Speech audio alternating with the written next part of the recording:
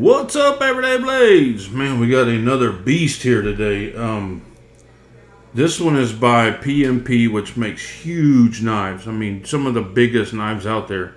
The biggest, thickest knives out there, like the PMP Beast and the Alpha Beast. This one's a monster in its own right, but this one is special. This one is a collaboration between PMP and Midgards-Messer. So I'm a huge fan of Midgards-Messer, so that's what made me pick it up. Look at that beast. And you can pause that and read it if you want to. It gives you all the specs on it. It's M390. A very, very good blade steel. I'm not going to read the specs off of it. We're going to measure it itself. Well, other than the thickness, I'll say the thickness is 6 millimeters. It looks like about a quarter. I don't have my calipers handy, but look at this. This is the PMP Titano, Titano or Titano. I don't know exactly how they're spelling that. It's not. I don't believe it's an English word. Look at that pocket clip. How it's sculpted like a knife all on its own. So this is a monster slab of titanium on each side.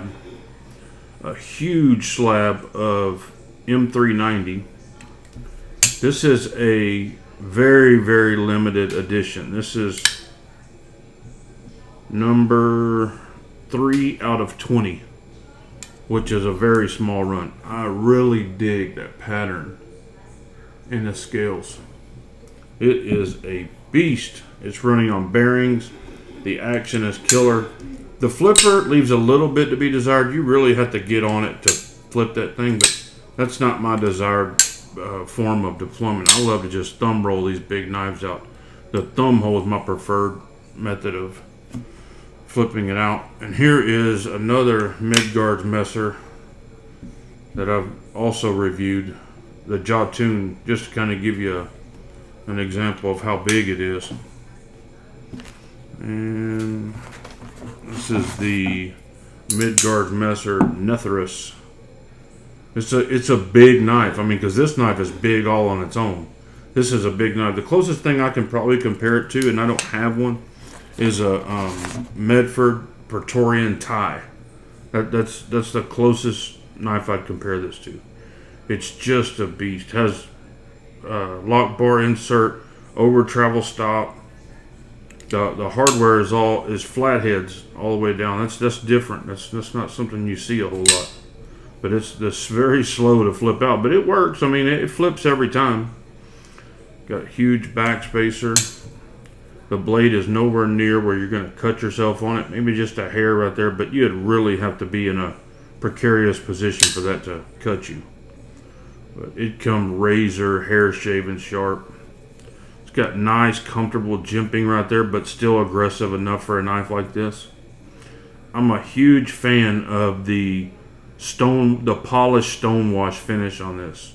Kind of like on the Spider Coast Sleece Buoy. I love that finish.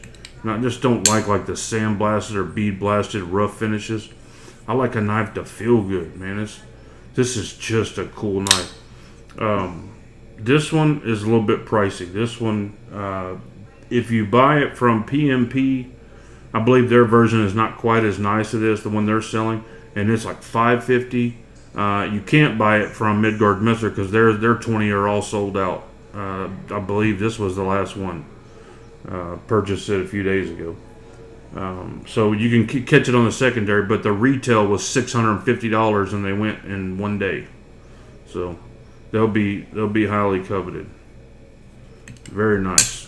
Just a cool knife. And same disclaimer, this is not something most people would carry in their pocket every day.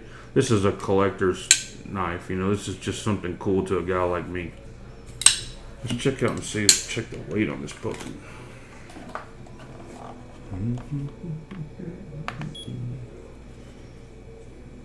I started my collecting out with Medfords years ago. Just fell in love with these overbuilt knives. 11.4 ounces. So she beefy. Not too absolute crazy, but it's definitely heavy. Love the sound of that lockup. Listen to that. Damn, that sounds good. I'm just a big fan of Midgards-Messer and PMP, both. Comes in this nice case, hard pelican style case. Guys, thanks for watching. God bless you and your families. Say a prayer for our country. Good night.